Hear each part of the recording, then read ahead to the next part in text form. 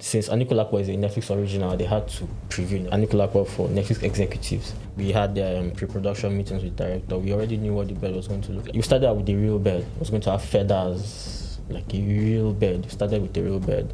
But then we started rendering. And then the renders kept getting longer. There is no way this thing renders on time for this preview unless we pivot this character. Seeing that whole smoky stuff on Instagram, I was like, do you like this style? Yeah, cool. Oh yeah, I like it. It makes the bed look gangster. Welcome to Creative Discourse, where we shine the spotlight on the real architects of the Nigerian film industry. Sometimes it's always better to work with a director who knows exactly what they want. A good example is Jade from Brotherhood. I matched what he did on set. And she was like, no, I want more blood. And I added more blood. I was like, no, I want more blood.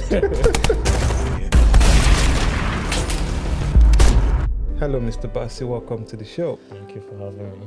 Yeah, so please introduce yourself and tell us about some of the most notable projects you've worked on. My name is Emmanuel Bassey.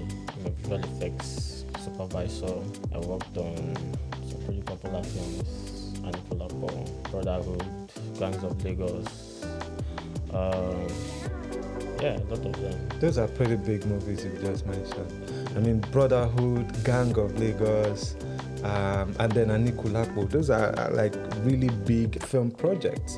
Aníkúlápó was very challenging because we had a very short time to deliver. Why it was difficult was because we did not start out with a smoky bed.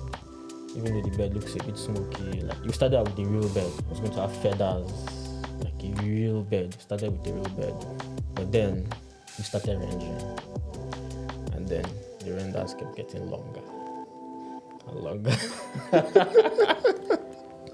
And longer. So then we had this man, they like, look, there was this Netflix conference that they do, and since Aníkúlápó is a Netflix original, they had to preview Aníkúlápó for Netflix executives.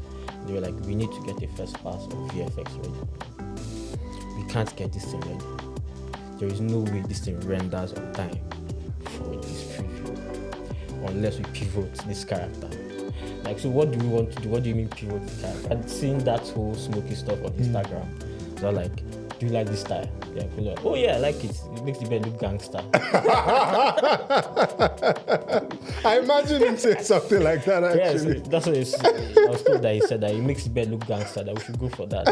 So yeah, that's how we got the smoky bed. I'm pretty good at smoke stuff, smoke, fire, explosions.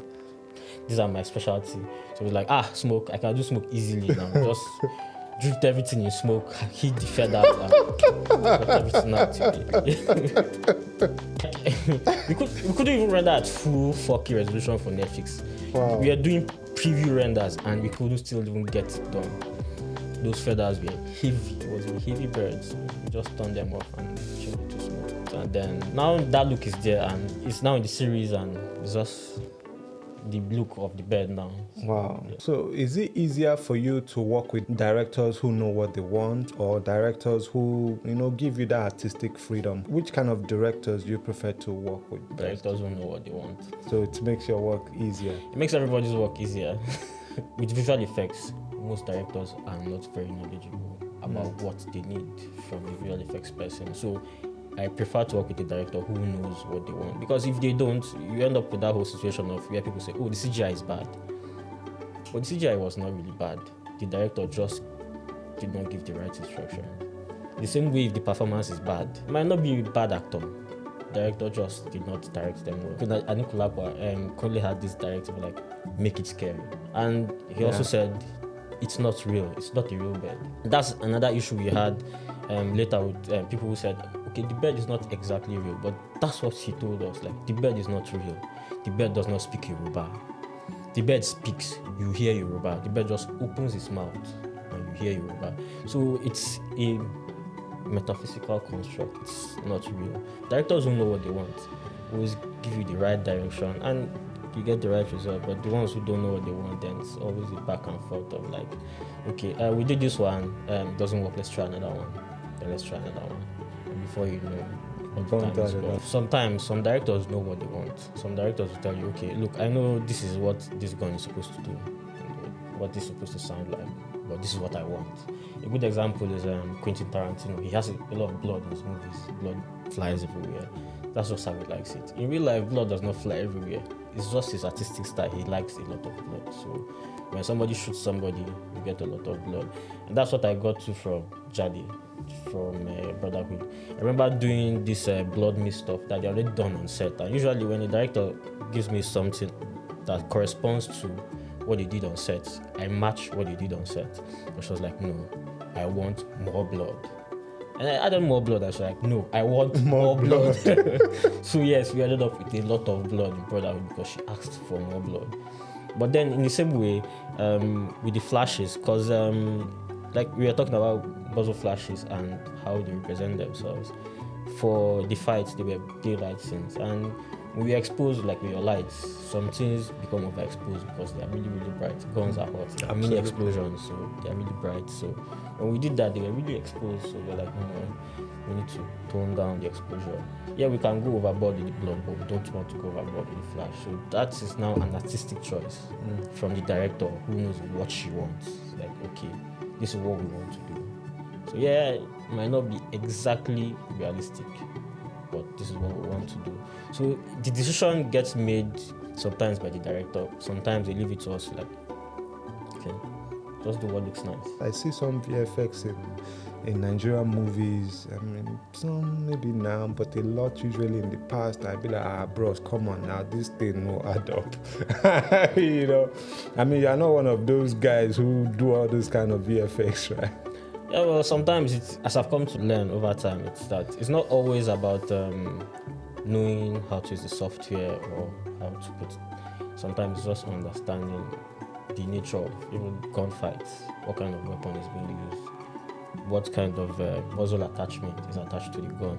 Sometimes, like a common request I get from directors is, please don't make it look star, because there's this muzzle flash shape that looks like a star that people use a lot. So they always say, don't make it star. But then the problem is, star comes from a particular muzzle attachment. So if you have that on your gun, I will use a star because that's what is expected. But the problem is also, for some other people, they don't know that, the muzzle attachment affects the shape of what the flash looks like, how much smoke comes out of the gun, and where the shells fly to. So then you have to learn these things. Okay, so this is an AR-15. The shape is a bit different. This is an AK-47. The shape is a bit different. The handgun, the shape is a bit different. So once you learn, you understand, okay, the smoke is so and so amount. The shape of the flash is like this. And this is how much it lights up the room.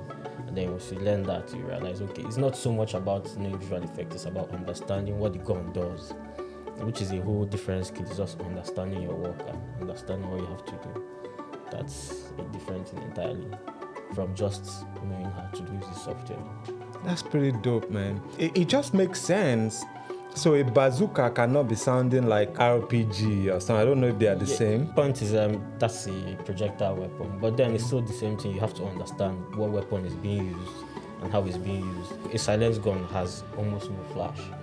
So if you have a flash, it looks weird. A common thing too is special ops, like tactical guys, don't always use full auto because they are precise. So they do once or busts. But then, so if you have a guy in the tactical gear going like this and just firing full auto, it looks a bit weird because those guys are very, very precise. Very precise. So yeah, so you can't just have them on full auto unless the director says, look, these guys are fighting terrorists. It's all full auto. Shoot everything. And then you understand this is the story. Shoot everything. But if they don't tell you to shoot everything, then it has to be, precise, contained. Then okay, these guys are tactical people. They behave in a certain way. They don't just shoot everything. You shoot precisely and on target. So, what's your creative process like? Usually when somebody sends me a script, we do a breakdown. Start to figure out how much of each page is visual effect. Sometimes it's just a line. So you try to figure out, okay, this line, is it 5 seconds or 10 seconds? So you first do a rough estimation of what you think is happening based on your discussions with the director, and then we figure out exactly how much work we expect from the project when it's filmed. Some projects will go as far as doing shortlist. If you do a shortlist, it's even better because then we now know exactly where the camera is pointing and what the camera sees. At that point, we pretty much know what is going to be in the visual effects shot. Even though the shot list and what is shot in real life, they always slight difference. Sometimes they change completely, but then you have an expectation that gives you an idea of what to expect. If it's something that requires a CGI character, we start making models immediately, because then we don't want to go into post and start making the models at that time. We want to make the models first. So it's the same thing with Aníkúlápó. As soon as we got a script and we knew what the bed was supposed to look like, we started making the bed, preparing it for animation, so that as soon as we got these footages and like, this is where the bed needs to be, we are ready to animate, because then everything is ready. So for characters, as soon as we get a script and we have concept art and we are locked on that, we start making the models, or generally serve any other kind of CGI asset, like buildings take a lot of time too. So if you have to do building, you have to start on time, because you don't want to do that late in post-production. So buildings, assets, they get done immediately before we get to principal photography. But if we don't need any of that, we just do a breakdown, send it to the production team. And then, because the production team has to prepare for visual effects too, because we have to send them notes. This scene, you need a green screen, even if they don't know. Sometimes they know, sometimes they don't know. You need to tell them what they need. We had this scene where somebody's in a car crash, and we need to see them inside the car while the car is crashing.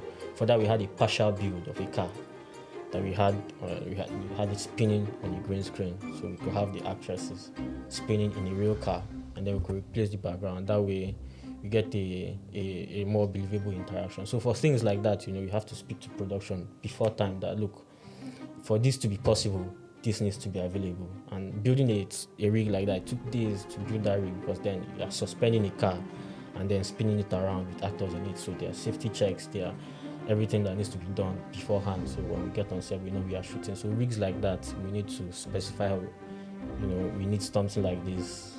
Sometimes underwater stuff. Okay, we need something that goes underwater. So yeah, we need to build rigs. We need to send notes to production, different departments. Like, this is what we need from a department. So we need from this other department. So get everything ready. So yeah, a lot of work for visual effects is in the prep phase, because then if you send us bad footage, you almost always get bad VFX. There's no working around it. VFX is not really magic. It's just work. So you need to make sure everybody's working together. We went on set for Aníkúlápó, so we had discussions with the director. We had pre-production meetings with the director. We already knew what the bed was going to look like. We made it before we went on set. So we had an idea of what it was going to look like, how big we expected it to be in terms of its physical size compared to humans. So we understood exactly what it needed to be for that particular project. But it was mostly notes and verbal communication. Other directors probably draw notes, stuff for me, but his was just verbal notes, text notes. Were you a VFX supervisor on all of these projects? No, I wasn't. Actually, none of them were originally my projects. So tell me about it. For Brotherhood, I didn't supervise Brotherhood. I didn't supervise Gangs of Lagos. I don't really know what happened in post, but at some point they couldn't make their time, so they handed over the projects to me, and that's how I got into Brotherhood and Gangs of Lagos. So I delivered on time for release, so I continued to work with them for other projects. Interesting. So you're the guy everyone goes to when they feel like, I'm not sure if these guys are going to deliver. Let me look for Mr. Bassey. It's weird, but that's kind of the reputation. So on Aníkúlápó, I got hired by Tunde. Tunde is an animator who already works with Kunle. He works with Kunle for motion graphics projects, and Kunle reached out to him that he's working on a project that requires animation.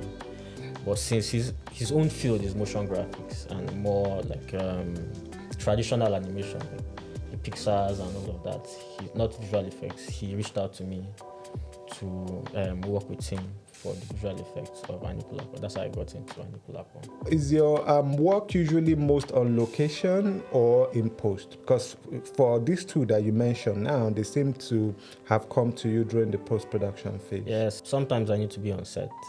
But for these films, these were mostly action films, so they don't really need that much supervision, because they are common effects.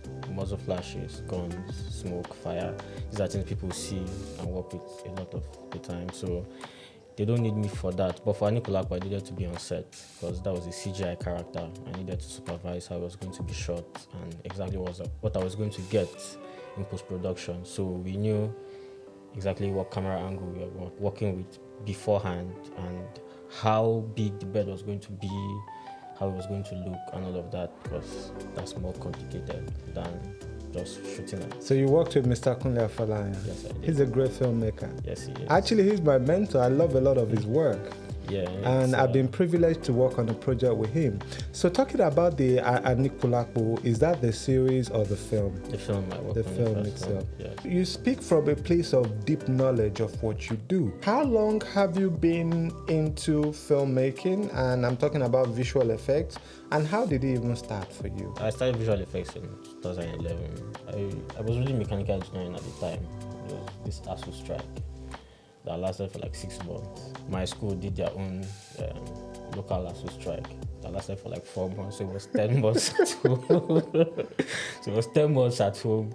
So in that period of 10 months, I learned coding, I learned video editing, I started to learn visual effects, and then I joined this class with this director who turned out to be working on a really big project at that time, EJ, The Journey, one of those very big cinema projects at that time, coming out in that 2011.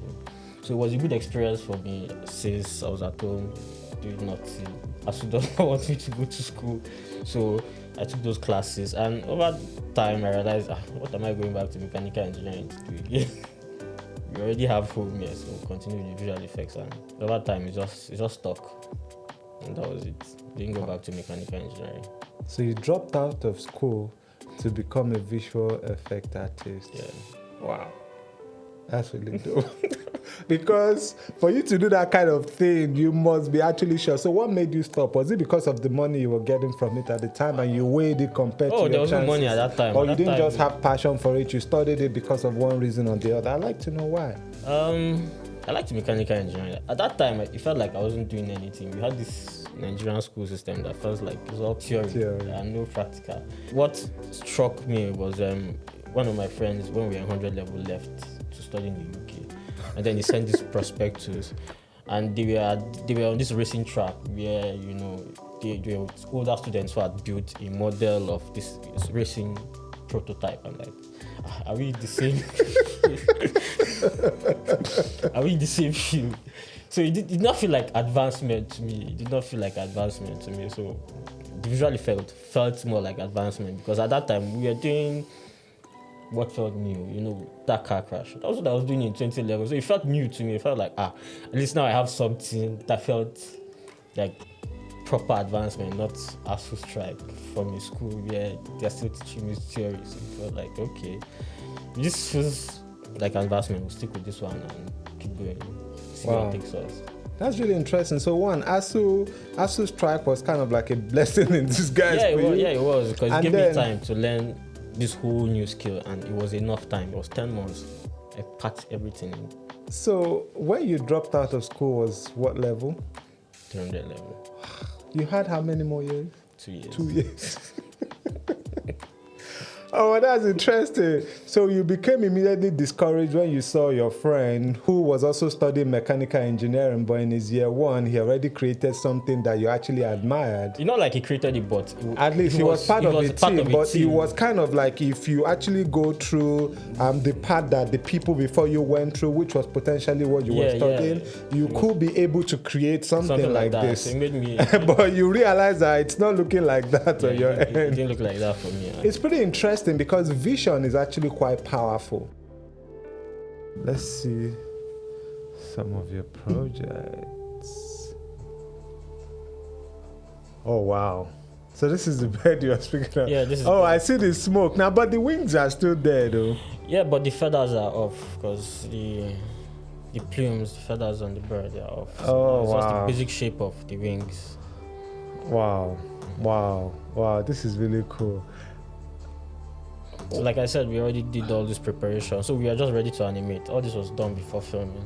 So, but is this an actual bird or like a hybrid of many things? No, this is an actual bird. That's mostly in Africa. The smoke was a great one. It actually makes it look really mystic. Yeah, so that's, like I said, the pivots from the real feathers. Wow, sweet. We had other shots here, but I didn't put them. We had there's a snake there's a CGI snake in the forest while they are walking, but it's on the side. It's not the main feature. Was it ever used in the film? Yes, in the film. There's a snake that walks by.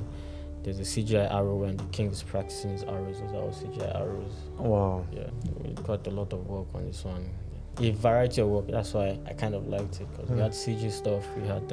I mean, this seemed to be like one of your most interesting projects, because you spoke a bit. Yeah. Like I said, it's my first film. We are trying to make a splash. So we incorporated a lot of elements to show. We're also trying to push ourselves as a production house. Like, okay, this is what we can offer to the industry. So it wasn't just getting our film out. It was getting ourselves out there as people who work in film. So this is a day to night shot. Oh, this is day to night. Yeah, so it's pretty interesting stuff. Nice. Wow, look at that. You wouldn't even know. You actually had to put in a moon. Yeah, then relight the windows, the street lamps. Even for today's standard, this is really good. This was a very interesting shoot. There were challenges at every step. So this particular one, this shot took me about 2-3 weeks to finish. Which one? This one? So I had to clean those cars, clean the buckets. Oh, this is kind of like a scene cleanup. So for the purpose of this particular story, right, the bad guys is meeting a ransomer. So they're supposed to exchange. They're supposed to do a deal, which means it has to be an isolated area. They're meeting out of civilization, which meant the car had to go. You can't see the guy, but there's a guy washing. Yeah, these two cars had to go, and this is his bucket. So he comes, gets water. I don't think I have. So where is it coming from? Can you arrow it so yeah, we see? He's here. He's behind this. Oh, okay. He's behind the wall. Okay. But when the video plays out, he walks out. You see him washing. So there are multiple cuts. So you see him washing, and so we had to take that out. So it looks weird, and there's also another car here. Oh. And this is our car crash. So this car crash took place in a different location. There's an actual car crash, or from a different film? No, it's from the same film. Oh, okay. It's a CG crash. What? This is one of my favorite shots to have worked on. Okay. So yeah, the jumping out from the window. We have her jumping out of the window here in this scene. And it was a pretty interesting setup. So we have this.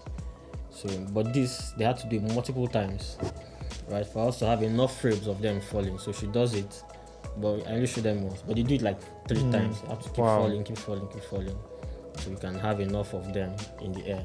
So this was your first VFX project? Everything here is just experimentation. Because the way they dropped, it just went straight. They didn't have any wiggle room. Everything was figuring out as we go, so we had to. And what year was this? This was 2011. Wow. Yeah, very long time ago. So I can imagine if you were recreating this, what would you have done differently? Oh, a lot. I've done a lot differently. For instance, like this is our fall. Like you mentioned, they look stiff. Yeah. The reason they look stiff is because the height is short from where they fell from. It's very, very short. So the portion of them in the air, this is all we have, right? So after jumping 3 times, it's just enough for them. But 3 times was not enough for me. Because I wanted more movement from them. That's middle of the air movement, and we couldn't get that. So having only this portion of this footage to work with meant you ended up being restricted. But it's amazing that this was your first project in 2011. I mean, it has been over how many years now? More than a decade. Yeah. This is a regular green screen driving that we all do every day. Why couldn't you guys have him in car and actually, because you could have recorded that scene? Because actually at that point we wanted the background to fly by faster than he was driving. Oh, okay. And it's a bit hard to see because it's a night shot, but I put some flying dust and fabric inside floating in the car. Wow. This was a big mistake. So this was another lesson I had to learn later. That I did not need that green screen. I did not need him on it. You only needed. I just needed him. The issue with doing those cars was that we had bought a plugin for the vehicle animation, but it had a limitation, right? Wow. With the physics. Then it got updated. but we could not afford the update. Oh my God. So we had to stick with the one we got. So that's why even some of the movement feels a bit stiff because we couldn't get the update on the physics software. Wow. Yeah. Simple problems. So these roads were shot empty and you had to place the car. integrate This is the a cars. good shot. The girl can't drive, so we actually had to do a green screen driving for her because she can't drive. Oh yeah, good. See, she just You see the way she was just doing her there. hand. She doesn't know how to drive. Wow, these are really, really interesting. Yeah, this that's why I said like it stuff. was challenging for a first time project. Like, again, because it was my first time and I've not seen this volume of work to have to deal with in terms of just CG renders and rotoscoping, painting. Everything on this project was 10 times. Brotherhood will mostly do a lot of shooting, so it's mostly just a compilation of all the shooting and all the action we did on Brotherhood. Oh, nice. Let's see. Whoa, look at that. Oh boy. Yeah. Wow, I see the star that you are talking about. Yeah, so the star is from the AK-47. The AK-47 actually does a star. When you fire it, yes. I think I remember this scene. Oh, this was the scene on Top Mainland Bridge. Yeah, yes. So are you saying that on set, they didn't have any VFX artist on set to add all of those blood elements? They had the SFX. They had them blood, but the blood was a blood spray. Like blood mist, not a splatter. And splatter has a much more liquid shape, while the spray is a mist. Sometimes it's hard to see. On some movies, that's what you want. Some directors don't like having that much blood. And sometimes it's just a rating issue. You don't want to show blood because you want a lower rating for the kids to watch your action film. So you have less blood. So yeah, sometimes, but for this, they had blood spray. And they had squibs, impact squibs. No, I think they have even muzzle flashes for their handguns too. The handguns have... Look at that. Yeah, so this is real fire. These are all VFX? No, the Oh, that one was actually an actual fire. Yeah, that's fire. Yeah, but why are the blood splashing like that? Is that how it's supposed to be in real life? That's what she asked for. So that's what she asked for. She wanted more blood. I told you like. Yeah, you did mention. Yeah. More blood. But in actual sense, when you shoot someone, does the blood splatter that way, or the bullet just goes through and causes the damage? One thing I'm going to mention is that when we do visual effects, most people assume we are trying to create realism, but we don't try to do real. We try to create cinema. Cinema is not real. For instance, we are both sitting here and we are having a conversation. People don't live like this. If this was a room and me and you having a conversation, just with our normal light, we wouldn't be this well lit. No, we won't be this well lit. Yes. So that's the thing with cinema is different from real life. So we don't try to create real life because real life is not always pretty. So we try to recreate cinema, and cinema is different. So the blood from cinema is different from blood in real life. Muzzle flashes don't always show up, but they always show up in movies. That's because in movies, cinema, the guns are always not that loud. But in the movies, the guns are loud. They're like bombs. Somebody shoots a gun, but then somebody shoots a gun in front of you and it's like a banger. So the movies are always about creating a specific impression. And so we have to do blood. Even the muzzle flashes, even reactions, we are not trying to recreate what would happen in real life. We are trying to recreate your favorite movie. The action you saw in your favorite movie, that's what we are trying to recreate, not real life. That's always the mandate. Never real life, yeah. Makes sense. I think these are all really great movies, and it's impressive to hear about some of the things that you've worked on and the reason why a lot of things are the way that they are. Like you've also said, it's cinema, it's not real life. Have you faced any challenges specifically to working in the Nigerian film industry? I would say the biggest obstacle we face in this industry is light. Electricity, power is a big issue because the pieces we use, they draw a lot of power. I face the same issue with Aníkúlápó because middle of Aníkúlápó post-production, we had those rolling national grid blackouts that we had during Buhari's time. It happened like every week, sometimes twice a week. It didn't just affect me, it affected everybody on the team because then there were delays with animation. earlier I said we were prepared. Going into Aníkúlápó, we were prepared. We had our assets ready. All we needed was footage, and then we start animating, start integrating, rendering, and all of that. Then the footage came, and then there were massive delays because power issues. I think the animator guy had to buy a solar inverter to keep up with work at that time. The power interruptions can be very annoying, and we still have that going on every time. Having to deal with power by yourself when you use so much of it, and not because we are an industry, just you have to buy a powerful PC. Even if you are just an artist, you have to buy a powerful PC, a very powerful PC. My PC outdraws everything in my house. That must be a very big system. I'll say yes. It's fraught with challenges because it's quite underfunded. The film production entirely, the whole pipeline is underfunded.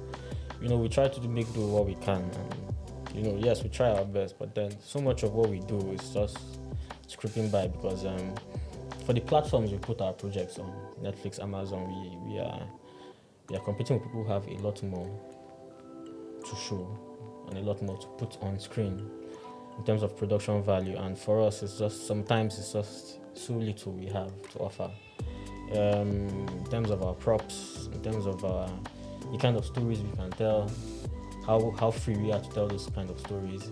Like, I've not seen a space movie in Nigeria, or at least that I like. Space? Are you talking about a witchcraft movie? No, like going to space now, like sci-fi stuff. Nigeria? That's my Have we point. been in space before? Yeah, but you don't have to go to space to make a space movie. No, but how would you tell the story of Nigeria going to space? What are we going there to do? To save the world? Why has anybody ever gone to space? People go to space. I mean, for America and for most Western countries, I mean, going to space is kind of like normal for them. The internet that we use, for instance, a lot of the wireless connectivity, especially for Google Maps and the rest of them, are in space. So Russia is putting satellites in space. China is putting... Those are satellites now. You don't need to fly to space to put a satellite. So we're going to fight aliens. Just shoot it. See, the reason why you think so is because nobody has the budget to tell the story. No, I'm actually playing the devil advocate. Yes, I understand what you mean. I'm like, which story are we telling in space? Give me an idea. Okay, let's skip space now. Let's skip space. Oh, we should keep space. Let's skip space. What if you want to tell a story about the Songhai Empire, which is like the largest empire in West Africa? It spanned Senegal, Mali, Nigeria. That's a big production. Can you do that in Nigeria? There is a scope and a skill that we can't even attempt. Okay, I think now I understand what you're saying. I thought you were talking about one of those Americans. We're going to save the world, and they are saving California. It's not even about. And they say they are going outside of the Earth. There's something that's coming in, some asteroids that they need to stop. It's not. You can do it in Nigeria if you have the money to do it and get away with it. That's my point. I know. Yes. No, man, I'm just trying to make fun out of it, but it makes absolute sense. Yeah, we had this conversation with my friend as we were driving here. Because we are both in visual effects, talking about work, right? Oh, interesting. Yeah. Since Netflix left and Amazon left, pretty much what is going on now is YouTube, right? Everybody's going to. But YouTube is just Asaba online. Yes, now all they are doing now is Odogu and Achalugo. This what they've been doing in Asaba since now. Basic home love stories. One camera guy, one light guy. You shoot it in 1 week, edit it in 2 days, and it's up on YouTube. It's a reversion. It's not even an evolution. That's what just happened. We are reverting to the old format of making films, which is low budget films, shot quickly, put it online, you get your return immediately, and you go back to shoot the next one for the next month. Nobody wants to make that film that Avatar 3 was supposed to come out last December. Do you know why it did not come out? They couldn't render it fast enough. Wow. In this scale of technology we operate on, right? Avatar 3 did not make its release because they are doing such huge visual effects that they couldn't render it on time. But don't you think that a lot of these producers are only doing that because probably they don't have a lot of funding, as you've also said? I understand. And they are looking for something they can do really quickly and get their money back. It's a business. Like they are probably not focused on, making a great film, but hey, how do I double my money? Yeah, they say it's not show friends, it's show business. Show business. I only started getting invited to premieres last year. even though I've been working on visual effects for a very like long time. I've not been into anyone. I didn't even go because to me it was like too little, too late. Like, so after how many years of visual effects, it's like my 11th year. People are inviting me to premiere.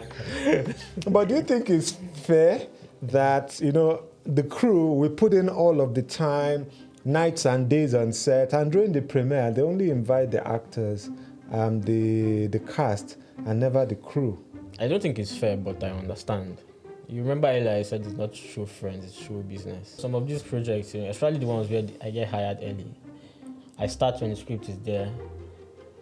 I'm still on the project, they shot the project. I'm still on the project, they're editing the project. I'm still on the project after sound because they won't let me off the project until streamers approve for quality control, which means even when they are doing sound, they're still calling Bassey. There's something here that you need to fix from Amazon. There's something you need to fix from it.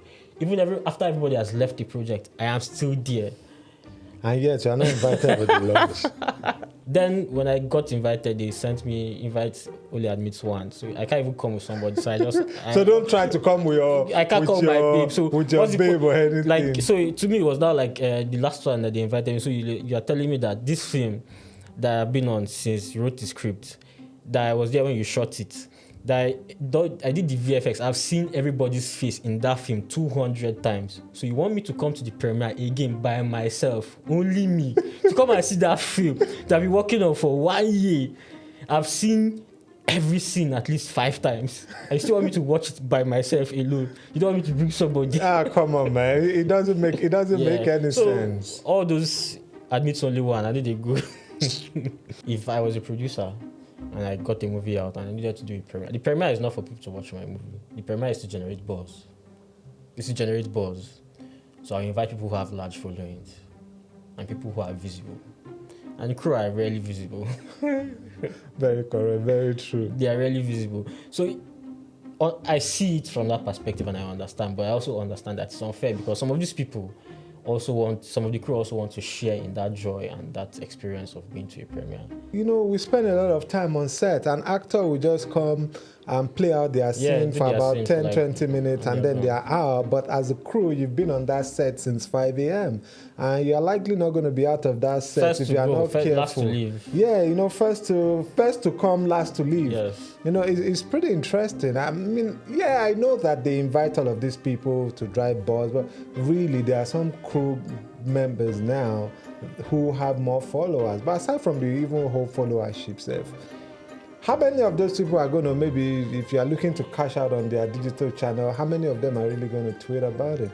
Maybe some will. That's also another aspect of it where I feel like I'll rather invite only press and not cast. Just invite press to the screening and do a press screening. I think that makes more sense. I prefer a press screening than do a premiere because in this social media age, premieres are outdated. Like you invite a bunch of celebrities to come and watch a movie for free that they will never watch. That's if you are not paying them. Yes, you have not paid them, right? They will never ever watch this movie on their own. So you call them to come. They might post the address. They will probably not post your film. The picture that they want to your premiere, but they will not post your film. The ones that like you will say, "Oh, I saw this film last night. It's everything. Go and see it." But those are the ones that like you. Most of the people that you invite won't post it. So I understand the press screening. I think a press screening over premieres. Yeah, I think I buy into the idea of doing like a press release. Let the crew come, let everybody come, and then let the press do their work. Let the press do their because work. Aside from the money, it's just that fulfillment, knowing that, come on, this is my project. We work day and night and put in sweat and blood into this project, and I'm seeing it with everybody for the first time. It's interesting how complex creating a lot of these things are, because I remember back then I had a couple of buddies who had like major systems where they rendered things. Jerry Ikosai still does his visual effects stuff, him and his elder brother Max, and a couple of guys that I know in the industry. Sometimes it takes days to render, and then like you mentioned, storage. But it looks like things are changing with AI. And how are you coming to terms with that? I think AI is just another tool. I can imagine how the set designers and the costumers felt and the puppet makers felt when the visual effects guys showed up with their computers and their animations. be taking everything from them. Because back then, if you wanted to build a big set, you had to hire all these guys that would plant your trees, build the houses, bring you cars to dress your set. And then the visual effects guys showed up, and then they did everything in their computer. And then it looked like, the work of 50 people is now down to one guy. And I imagine that's just what's about to happen, with visual effects and pretty much every other industry with the introduction of AI, where the work of 20 people gets shrunk down to one person. But it doesn't change the fundamental process of how we create, which is that we still create as humans. For visual effects in particular, AI is nice, but AI does not do visual effects very well. Now, at least for now. So you're still safe for now. Because there are things that AI is not good at. One of those things is segmentation, separating the background from the foreground. For that, you still need a lot of humans. You guys see AI going. Like, we use them now to generate elements to solve tasks in the visual effects process, but not taking over the whole image generation pipeline. Because the generation pipeline, it's very complicated and it requires a lot of precision. People doing rotoscoping, keying, tracking. Just a lot of work that humans require precise work to make it authentic. But then there are other aspects where you can just type in a prompt, get what you want, move on. AI learns from what we upload. And we uploaded a lot of videos, but we don't upload a lot of green screen videos. So AI does not know how to separate green screens accurately. There's tracking. There's a lot of tracking in visual effects. AI does not know how to track accurately. They get close. There's some new tools that can get close, but they don't get the job done on the level where it needs to be a film that is convincing, that suspends disbelief. You're somebody's telling a story and you need to believe that this person is here. From experience, one of the things I learned doing visual effects for film, and why I don't even do many music videos and commercials, like when you do visual effects for a consistent story plot, it is very, very hard. Because there is a car that was in the beginning, that's real. Then the car shows up in the middle of the film and the CGI. If it does not match the car in the beginning, it breaks that story immediately. For real, that's the problem with film. So a lot of what we read as authentic in our brains still requires a bit of human input to make it accurate. Especially for visual effects. I don't know for other industries like art. For visual effects, it needs human input to be accurate for really, really tiny details, and AI is not good at that. I used it for a project recently where I had to age somebody up, and I took it to AI. Okay, make this person older. So the AI generates an older version of the person for me, then I track it to the person's face, which is a good use of AI. That's why I said, like, it's still tools. They might replace different departments. I would have had to hire somebody to make a 3D model or hire somebody else to start doing makeup. The AI does it easier, better, faster, and all I have to do is type a prompt. So I get textures from AI. I get elements from AI too. Because then there's also this new world where back then a lot of visual effects we had to do. If you want to add fire to a building, you had to look for fire that fits that building. If you had to add fire to somebody's body, you had to look for fire that fits that person's body and all of that, which meant you had to go through different sites, looking for fire, looking for smoke, looking for blood. Now you can generate specific elements from AI because you can just say, okay, I want fire in this shape, I want smoke, and nobody is wiser for it. And I feel like that's where I see AI going in visual effects. I may be wrong, but that's where I see it going. Yeah, that's pretty interesting. I mean, you took a deep dive. I like what you said about, AI is, just another tool. Yeah, and already you implementing it and using it as part of your work, but you don't really see it as replacing the visual effects guys. But I've seen some scenes that were AI generated and you almost do not. In fact, right now when I see things on social media, I have to check if it's AI or not. And how do you even check? Sometimes it's just the skin tone and looking at how smooth that character is. No, this is but it is really sad because right now AI is really blurring the lines of what's real and what is not. And I was telling someone that I said in the next 5 years, it's really, even in the next 2 years, it's going to be really interesting with AI because they are advancing by the second. Yes, it's scary. It's really scary. I want to, like I said, I want to believe that some of us are safe for now because it can't replace some other aspects of the pipeline. But then who knows what data they are collecting and how soon. Yeah, I remember a few years ago, it was that video of Will Smith in spaghetti that was looking like a whole this hideous mess, and now we have Google View regenerating video with voice. I'm telling you. I don't But know. it makes sense what you pipeline, said, that imagine the puppet guys before the visual effects came in. So yeah, back then you needed like 4 guys to make a monster move. One person move hand, one person move leg, and then they are doing it for weeks. I mean, those old Star Wars movies, they took years and months to make, because all you are doing is just moving one thing. You move it, and then the visual effects guys come around and they do it all in the computer, and then it's like But then some of the puppeteers became animators, and then they moved on. Yeah. All they needed to do is to transfer the knowledge their skills. into They transferred their animation skills, and they're all transferable, because it's still art, it's still movement mechanics, and if you understand movement, you're still better than the guy who knows how to use the software but does not understand movement. If you learn the software, you are good. The person who types a prompt but does not understand art is not going to get it, but the guy who understand art and understand how to use the prompt will move on. That's the way I see it. Tell me about the defining moment for you when you realize that, I'm not making a mistake. I think I'm where I need to be. I would say the defining moment for me that made it feel like, was when I commit and take film editing classes. And then I met Michael. I had beginner's luck, and it made me feel like, okay, I guess the universe wants me to go here. And it turned out Michael had just worked on this really, really big project and had access to other directors and other producers and within days of just taking those classes, I met various producers and directors that people were operating leagues above me. It turned out to be like a sign that, okay, you are meeting the right people, so yeah, you're probably going in the right direction. Apart from the fact that he taught me, he took me along to his own projects. Like, he used to do corporate video at that time, but he wanted to do a film. And then he raised money for a film. We did our first film, but it was not visual effects heavy. We just had a muzzle flash and some cleanup. But it was a good testing bed for me to see, understand the process. And then the first major project we did was The Unkind, where it was also his own personal funding from his own time doing corporate videos. He gathered that and we made a film.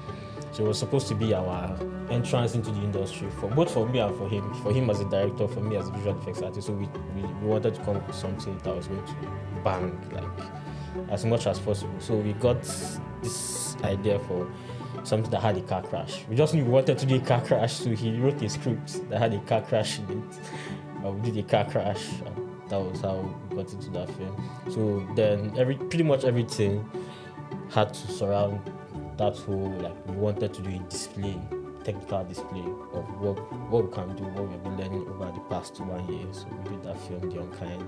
We had a car crash, we had somebody falling from a building. So many things that was the foundation for everything I know in film. I've not done any film till today as challenging as The Unkind. Brotherhood got close in terms of volume of the work, but not in terms of technical difficulty. The technical difficulty required to do that car crash was something that, even at that time, now I know that I was not ready for that. We probably were just getting ahead of ourselves, but at that time it was something to try, and we tried. Yeah, that's what I can say. We tried. We really, really tried our best to make sure we could pull that up. But then we also learned a lot from there. We learned how difficult it is to do visual effects on a large scale.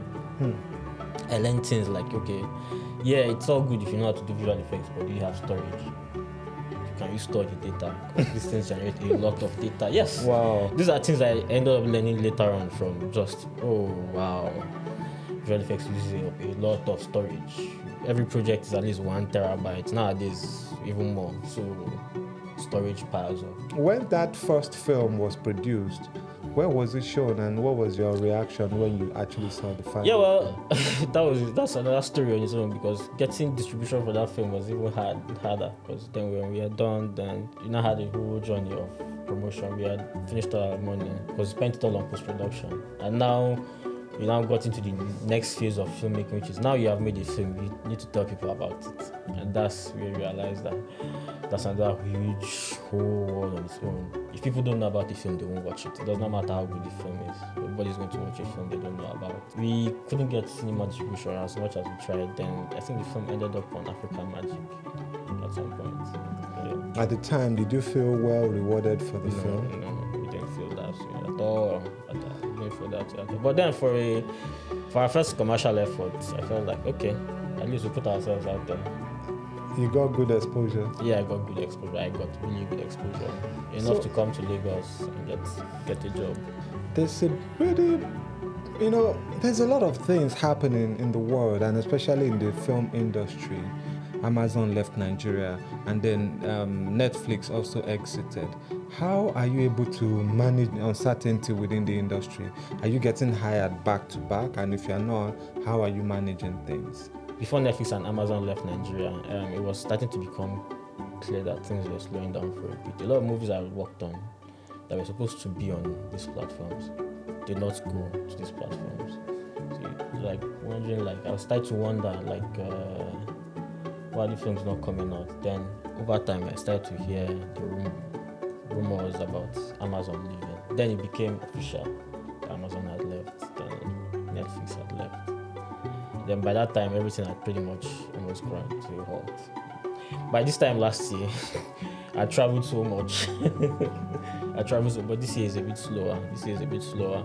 But for me personally, it's not as much of an issue because Nigerian films is kind of like the side hustle. My primary work is mostly online freelancing because for all the big work within Nigeria, it's not a big industry for visual effects. There's like you can name them on your fingers, count them on your fingers. The amount of films that deploy huge amounts of visual effects to solve problems on the film. So for me and most of the people who do visual effects, it's mostly online freelancing, or you do music videos, or you do commercials. I don't do commercials and music videos for me, so it has always been online freelancing. Online freelancing, you don't really know where you're working on because then they just hire you remotely, you do the job, and then the credits for that, I don't like the credits because I don't know what they are working on. Sometimes there's an NDA, they don't even credit you because it's all online. But the Nigerian films help for exposure, they help for everything else. But in terms of steady income, they are not as reliable because there are not many films that deploy visual effects consistently, like every month. I've had a lot of filmmakers talk about gatekeepers in the industry. They're saying that it's part of the reason why Netflix and the rest of them are exiting Nigeria, that not only do they not have enough people signing up, but in terms of what they pay for and the quality that they get are not aligning because they get that, this. On that I agree. And then they shield other people from accessing those resources. On that I agree that there are gatekeepers who have access to this funding keep other people from doing it, and it's like they perpetuate a style of production that keeps other people from being able to just get there. They make productions that make it look like we don't know what we are doing. We hear the stories internally, from our friends and our crew, and the stories of people who get funding for films, they don't make what they are supposed to, and then it now looks like the crew didn't perform.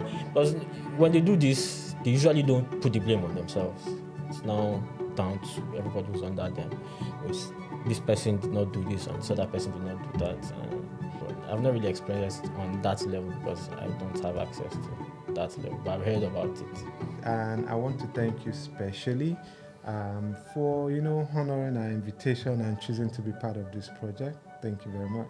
You're welcome. What's your social media handle? Okay, I'm on Instagram, em.bassey. It's been a great time talking to you, and wishing you all the best and looking forward to your next project. Thank you. This was fun. Thank you so much.